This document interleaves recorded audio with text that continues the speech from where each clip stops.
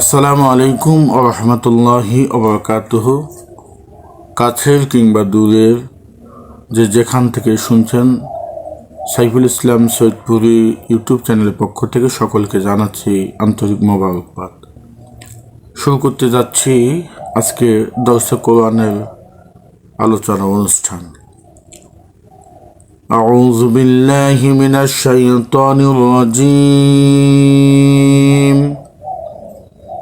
بسم الله الرحمن الرحيم.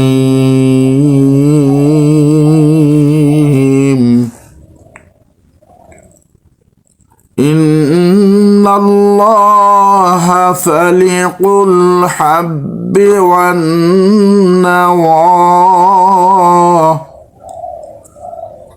يخرج الحي من الميت ومخرج الميت من الحي ذلكم الله فأنى تؤفكون.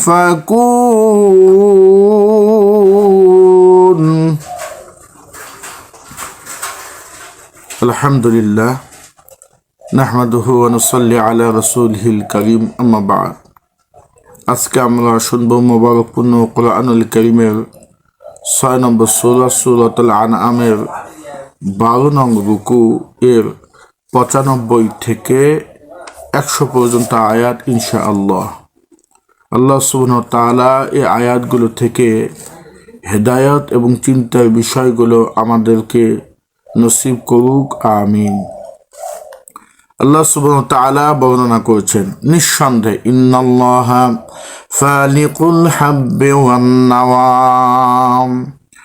শস্য দানা এবং বীজ, গম, ধান এগুলো হলো শস্য। আর আমের আটি, কাঁঠালের বিচি, অর্থাৎ যেই ফলের ভিতরে বিচি থাকে না, পুরোটাই খাদ্য, ওটা শস্য।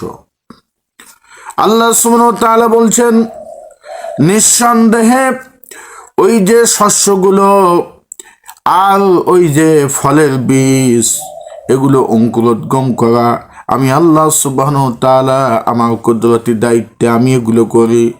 ইখরিজুল হাইয়্যা মিনাল মাইয়িতি ওয়া মুখরিজুল মাইয়িতি মিনাল হায়্য।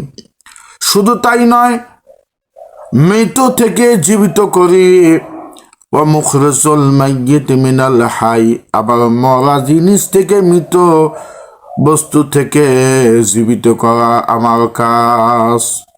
আল্লাহ পাক জীবিত থেকে মৃত বের করেন, মুরগির পেট থেকে ডিম বের করেন, আবার ডিম থেকে রব্বুল আলামিন কুদরতি কায়দায় জীবন্ত মুরগির ছানা বের করেন।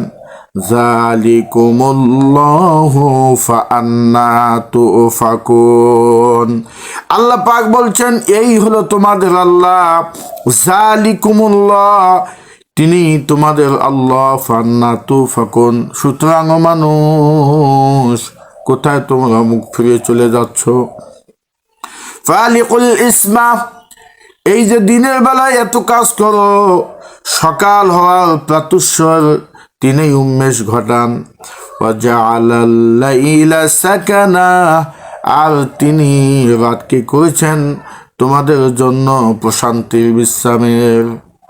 ওয়াশ-শামসা ওয়াল কামারা হুসবানা, রব্বুল আলামিন সূর্য এবং চন্দ্রকে তোমাদের জন্য গণনার জন্য তিনি তৈরি করে দিয়েছেন।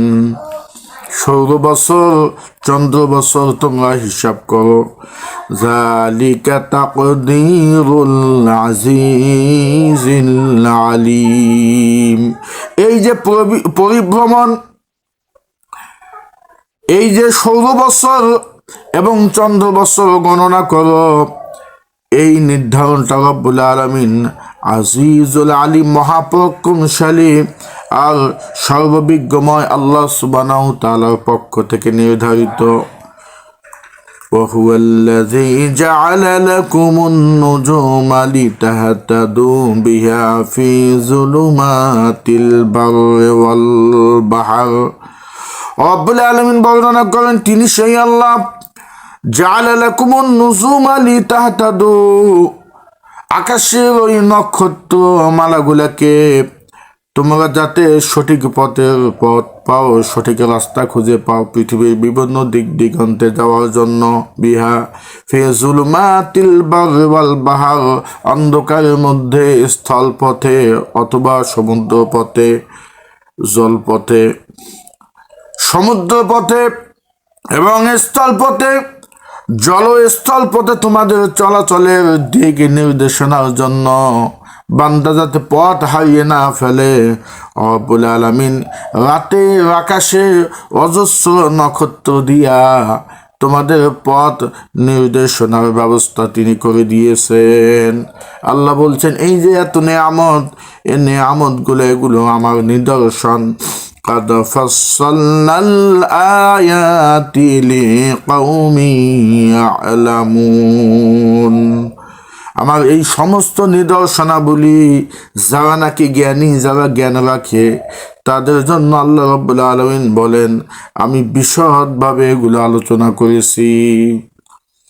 রাব্বুল আলামিন তার আরেকটি নিয়ামতের আলোচনা করেন وهو الذي أنشأكم من نفس واحدة فمستقر ومستودع আল্লাহ রাব্বুল আলামিন তিনি তোমাদেরকে সৃষ্টি শুরু করেছিলেন মানব জাতিকে মিন নাফসিন ওয়াহিদাতিন একটি মাত্র আত্মা থেকে, প্রাণ থেকে। ফামুস্তাকার ওয়া মুস্তাওদা একটি হলো তোমাদের জন্য দীর্ঘস্থায়ী আবাস, আর একটি হলো তোমাদের জন্য স্বল্পস্থায়ী আবাস। মুস্তাকারুন স্থায়ী একটি আবাস তিনি করে দিয়েছেন পরকাল, আর একটা হলো মুস্তাওদা স্বল্পকালীন একটা আবাস। পৃথিবী স্বল্পকালীন আবাস, কবরের জগৎ স্বল্পকালীন আবাস, জান্নাত হবে মানুষের স্থায়ী আবাস। সুবহানাল্লাহ।